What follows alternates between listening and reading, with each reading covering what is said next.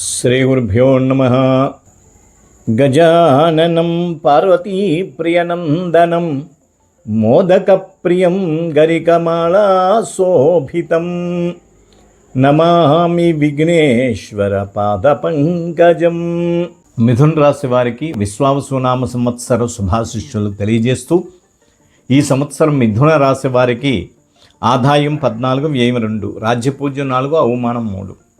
అంటే ఆదాయం వ్యయాలు సుమారుగా ఆదాయం చక్కగా ఉంది, వ్యయం తక్కువ ఉంది. అయినప్పటికీ కూడా మిథున రాశి వారికి చిన్న చిన్న సమస్యలు వస్తూ ఉంటాయి, రుణాలు చేసే అవకాశాలు ఉంటాయి.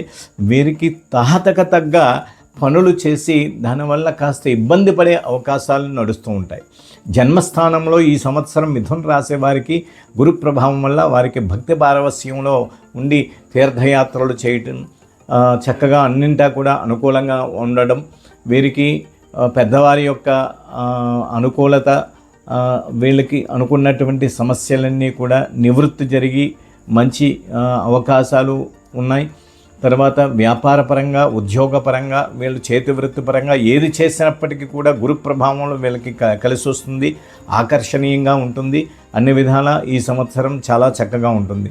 కానీ దశమస్థానంలో శని ప్రభావం వల్ల, గురు ప్రభావం వల్ల కాస్త చిన్న చిన్న అవరోధాలు వస్తూ ఉంటాయి.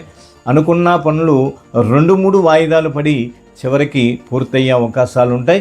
మిథున రాశి వారికి ఈ సంవత్సరం చంద్రమంగళ యోగం వల్ల వీరికి అన్ని విధాలా కలిసి వస్తుంది.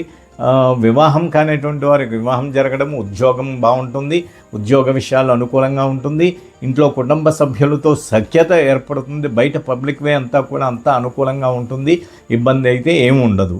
కానీ శని ప్రభావం వల్ల అనుకున్న పనులు కాస్త లేటుగా అవుతాయి అనుకుంటున్నాం.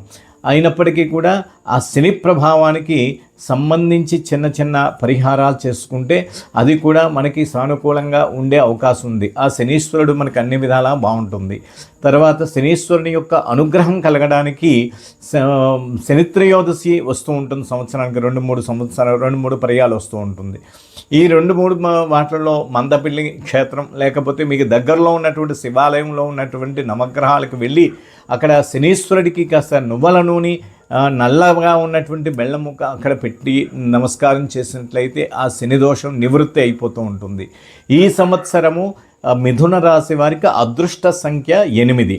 అదృష్ట రోజు శనివారం. శనివారం రోజు ఏదైనా పని సంకల్పం చేసినట్లయితే వాళ్ళకి చక్కగా పని పూర్తవుతుంది. అవరోధాలు లేకుండా చక్కగా ఎదరకు వెళ్ళే అవకాశాలు ఉంటాయి. వీళ్ళు పరీక్షల్లో ఉత్తీర్ణత పొందే అవకాశాలు ఉంటాయి. తర్వాత జ్ఞాపక శక్తి కూడా చక్కగా ఉంటుంది, ఇబ్బంది ఏమి ఉండదు. ఆ శనీశ్వరుడికి సంబంధించి తప్పనిసరిగా చేసుకున్నట్లయితే అన్ని విధాలా బాగుంటుంది.